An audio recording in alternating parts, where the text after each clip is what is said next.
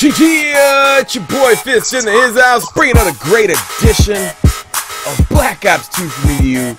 Ground War, kill confirmed, going solo like I do on Black Ops 2 for you, because that's what I do. And it's a great XP weekend. I had a chance to level up one level, but then I got into doing a bunch of family stuff on Saturdays and Sundays football, so I didn't have a chance. Good for me that good for us and everybody out there that Call of Duty Double XP doesn't end until until Monday, 10 p.m. Pacific time, which is about 1 p.m. Eastern. So you got plenty of time. I plan on getting on there after I see how my Lions are doing. I don't really know how that's gonna turn out, but I had a chance to watch the Frag Cup and some other things, and I wanted to talk about the importance of prestiging. You know. Well, Fisticuffs, you didn't prestige in Modern Warfare 3, so why should it even matter at this point? The thing is that in Modern Warfare 3, they gave you tokens to unlock slots. And slots they gave you based on the slots they give you the tokens for is if you prestige in every other game that you played in Call of Duty, which I did. So there was no point in me prestiging in Modern Warfare 3 because I unlocked all 10 slots. So I got to experience and have my setups and everything, you know, that was the point of it. But in Black Ops 2, you don't have that opportunity. And plus on top of that, once you get to the final prestige, you get to unlock everything, which is cool. So that's why I'm prestiging. But not only that, I want to tie this into a couple things that I was watching and why it's important to prestige and how this all ties in. This information is for everybody, not only just the regular guys, but the pro players. And, you know, because a lot of times you don't see yourself looking in at yourself. You need somebody's perspective that's been playing the game just as long as you, looking from the outside looking in, and get a different perspective. So I was watching the Frag Cup yesterday, and I'll tell you how this ties into prestiging, how this is a very valid point as to why you should prestige. So they played this. They have different game types for Frag Cup. $10,000 is on the line. Money is on the line. So they're playing this tournament, and I watched the Optic Gaming versus Fear Gaming, which Fear Moho was in. One of my buddies that's on my sub boxes. You should go subscribe him. He's a pretty cool dude. So the one thing I looked at and I just couldn't believe it is when they were playing Hardpoint in the engine room on Hijacked of the ship, nobody was using target finder or LMGs or sniper rifles or shotguns in the boiler room, in the engine room. I just couldn't believe it. You know, here you have a spot in the game where, you know, you could have sensors, shields, everything. This is the point as to why people would watch this. But more importantly, the reason why you should prestige is a couple reasons.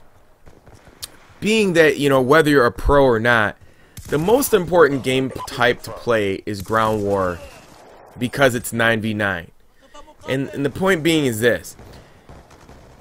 I learned this a long time ago in Battlefield 2 Modern Combat when I was chasing a guy in kills for SMGs. His name was Red Dot.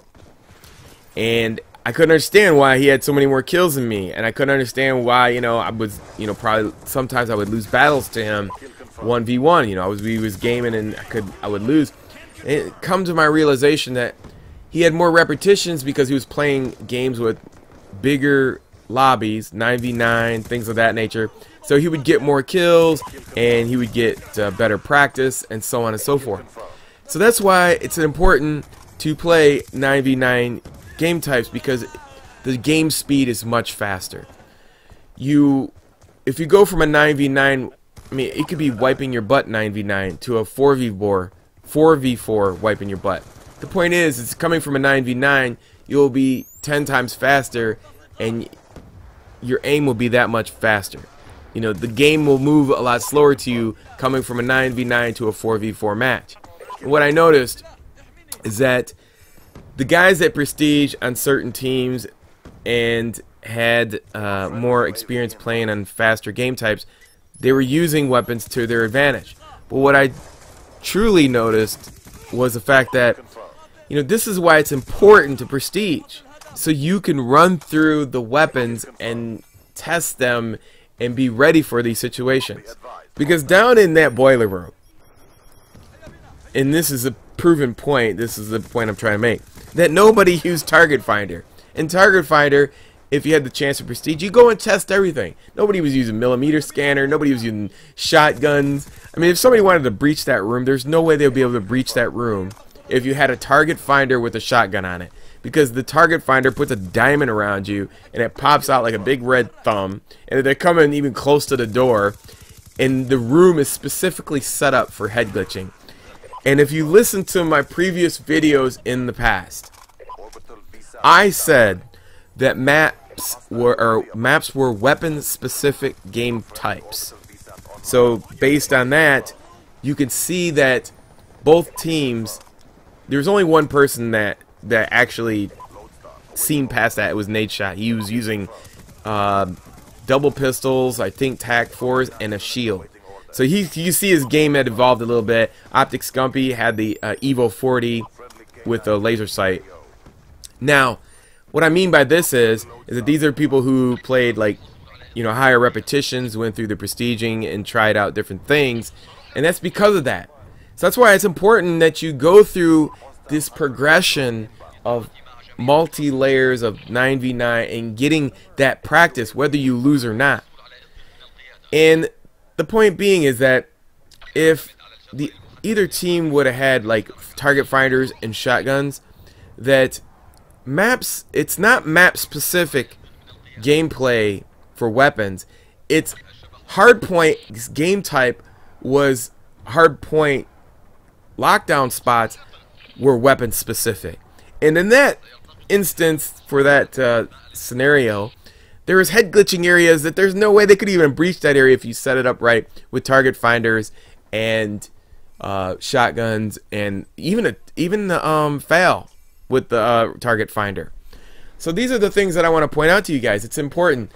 Not only do pros make the mistakes that I've seen in these videos in playing for $10,000, but these are the things that I try to pass on to you guys, that this can even help you hear what I'm trying to say to you, is that it's important to prestige. It's important to play 9v9 because you will go through the progressions yourself and learn what works best in certain map specific gameplays. And that's going to change too as well. But your aiming and your knowledge of weapons will not.